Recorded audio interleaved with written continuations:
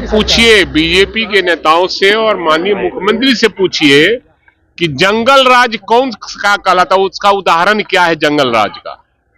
ये महाजंगल राज है जहां बीजेपी के नेता पिस्तौल और बंदूक लेकर लहरा रहे हैं, डॉक्टरों को धमका रहे हैं। उनका मनोबल बढ़ा है और सिर्फ वहां नहीं, गांवों में भी भाजपा के लोग जो है अब गरीबों पर अत्याचार करने लगे हैं, अपनी दमकता दिखाने लगे हैं। लॉ एंड ऑर्डर जो है नीतीश कुमार के हाथ में नहीं है। ये लोग महाजंगल राज वाले लोग हैं जिसका और इस तरह से ये भाजपा के लोग एक जगह नहीं, अनेक जगह ये लोग करेंगे और ये लोग करते रहेंगे। देखिए, भारतीय जनता पार्टी के जो लोग हैं वो गुंडागर्दी पर ही उतरे हुए हैं।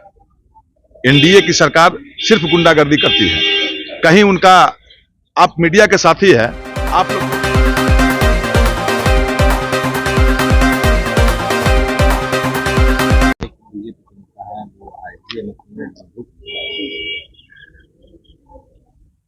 बंदूक रिवॉल्वर लहराते हुए दिखे। देखिए, भारतीय जनता पार्टी के जो लोग हैं वो गुंडागर्दी पर ही उतरे हुए हैं। एनडीए की सरकार सिर्फ गुंडागर्दी करती है। कहीं उनका, आप मीडिया के साथी है, आप लोग कभी नौकरी की बात नहीं करते थे, आप लोग किसी से पूछते नहीं थे, न कोई नेता कहता था। लेकिन हमारे नेता आदरणीय तेजस्वी प्रसाद यादव जी 2020 के चुनाव में जो एजेंडा था, उसके बाद मीडिया के साथी भी पूछते हैं जो सरकारी नौकरी कब होगा, रोजगार कब मिलेगा। तो ये हमारे नेता आदरणीय तेजस्वी प्रसाद यादव जी की उपलब्धि है, जो जिसके बाद आप लोग चर्चा करते हैं। भारतीय जनता पार्टी के कोई एजेंडा नहीं है, उनका कोई विजन नहीं है। वो कभी बंदूक लहराएंगे, पिस्टल लहराएंगे, लहराने के काम ही करते हैं। न रोजगार पर बात करेंगे, न किसान समृद्ध होगा उस पर बात करेंगे। मंदिर मस्जिद की बात करते रहते हैं। मंदिर मस्जिद में सब लोग का आस्था है, भगवान हम लोग का भी है, भगवान में आस्था है, लेकिन हम लोग दिखावा नहीं करते हैं, हम लोग ठगने का काम नहीं करते हैं। हमारे नेता रोजगार देने की बात करते हैं, हमारे नेता भी पूजा करते हैं। सब लोग, आप लोग, हम लोग, सब लोग आस्था है, जिस धर्म के मानने वाले हैं। हिंदू लोग मंदिर में जाते हैं, मुस्लिम लोग मस्जिद में जाते हैं। लेकिन विकास राजनीतिक का दुर्भाग्य है।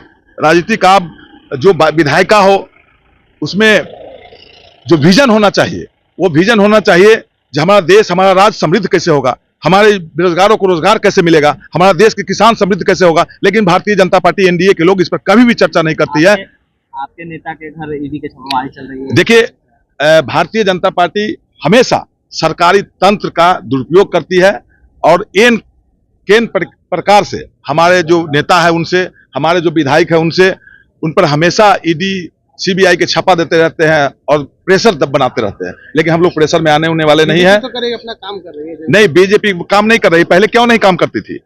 हमारे नेता के पहले जब सृजन घोटाला है उसकी जांच क्यों नहीं करा रही है? अभी बहुत सारे जो अधिकारी हैं उन पर कार्रवाई होने की बात हो रही थी, क्यों दबा दिया? मुख्यमंत्री को डरा के पार्टी में मिला लेते हैं। जो अधिकारी है, बहुत सारे अधिकारी अभी जो आईएएस है, वो सब सृजन घोटाला में, अन्य घोटाला में ईडी सीबीआई का सम्मान आया था। बहुत सारे अधिकारी जो मुख्यमंत्री के इर्द गिर्द रहते हैं वैसे अधिकारी थे। अधिकारी का नाम बताइए तो। क्या अधिकारी का नाम बताइए तो। नहीं, उस समय भी हम लोग, हमारे राज्य की बात नहीं है। हम सबसे पहले लोकतंत्र की हत्या हो रही है। लोकतंत्र में जनता के द्वारा चुने हुए जनप्रतिनिधि का जब सम्मान नहीं रहे, उनका सुनने वाला नहीं रहे, तो जनता को कौन सुनेगा? और नीतीश जी, माननीय मुख्यमंत्री जी, सिर्फ अधिकारी के भरोसे चलते हैं। यह लोकतंत्र के लिए खतरा है। अभी तक मंत्रिमंडल का विस्तार नहीं हुआ, क्या कहीं ठीक ठाक नहीं है मंत्रिमंडल का। उनका विस्तार करना कोई जरूरी नहीं है। जब भंग करेंगे का विधानसभा, अब मुख्यमंत्री जी समझे, मुख्यमंत्री जी 3 साल में 3 बार शपथ लिए हैं। उनका विजन रहना चाहिए ना।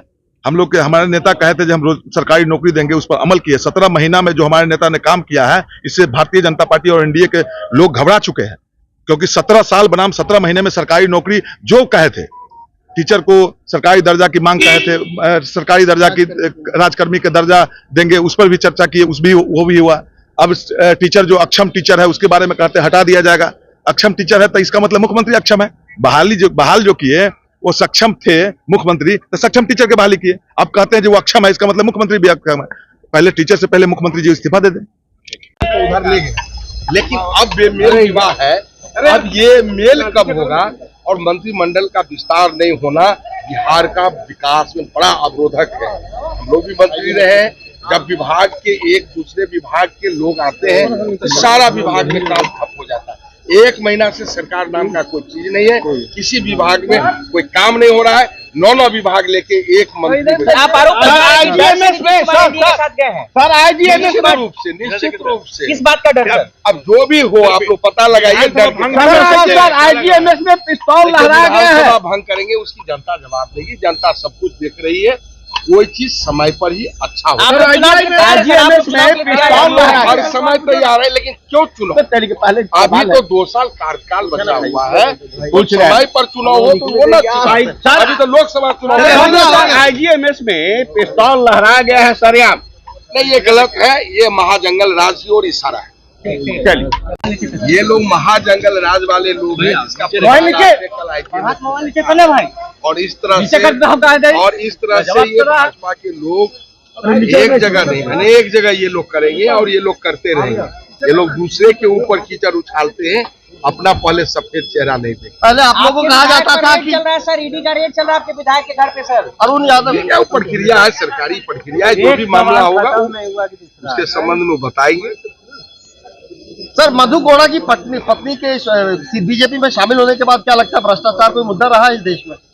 अरे जो भाजपा में चल जाएगा सब साफ हो जाएगा, और जो भाजपा में नहीं जाएगा सब दागी रहेगा। यही भाजपा का है।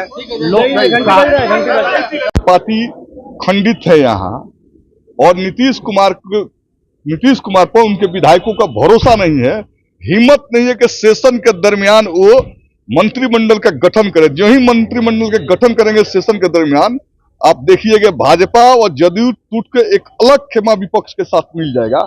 यही डर तो सता रहा है भाजपा और जदयू को, इसलिए ये सदन के जब तक चलेगा अविश्वास ये मंत्रिमंडल का गठन नहीं करेंगे।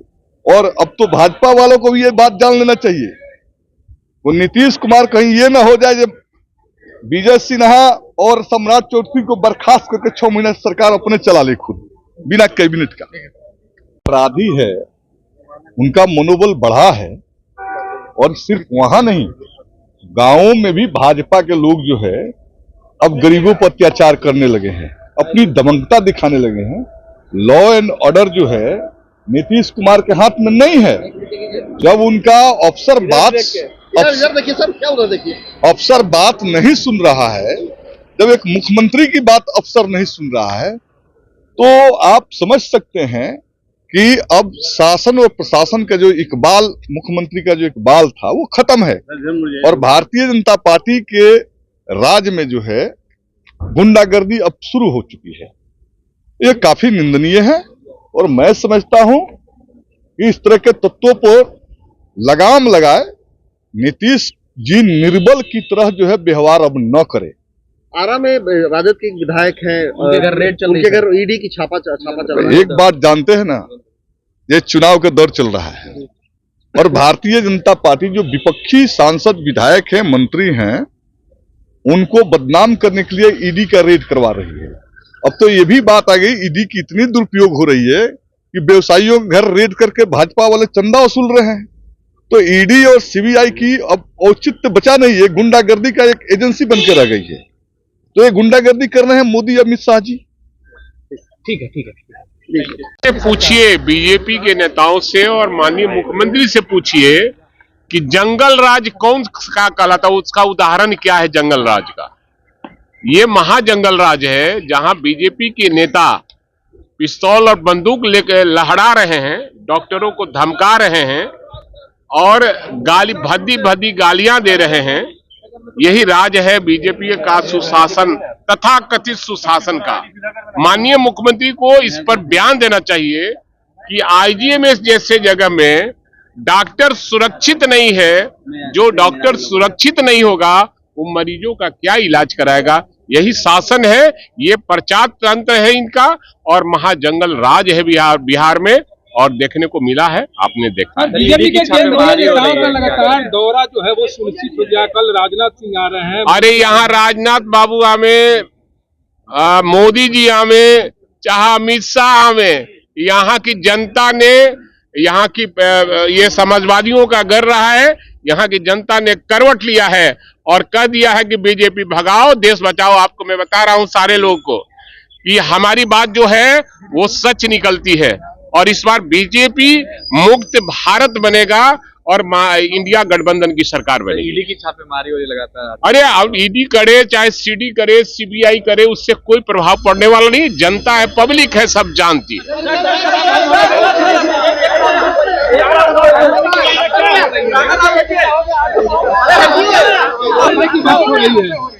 अब सवाल है कि माननीय मुख्यमंत्री विधान परिषद के सदस्य हैं, विधान परिषद के सदस्य हैं, उनको चिंता नहीं है। उनको चिंता है कि दोबारा फिर मुख्यमंत्री कैसे बने, रिकॉर्ड बनाना चाहते हैं। बिहार के लिए तो कुछ करना नहीं है, और न जनता के विषय में, न बेरोजगारों को रोजगार देने के लिए विषय में सोचना है। केवल उनको पद चाहिए, और चूंकि 43 से हमारे साथ आए तो 45 हुआ था, अब वो चाहते हैं कि 100 हो जाए। अब उनको 0 पर आउट होना है, और जदयू नाम की कोई पार्टी अब रहने वाली नहीं है। अरे हम ईडी बीडी से घबराते नहीं है, ईडी चले सीबीआई चले वो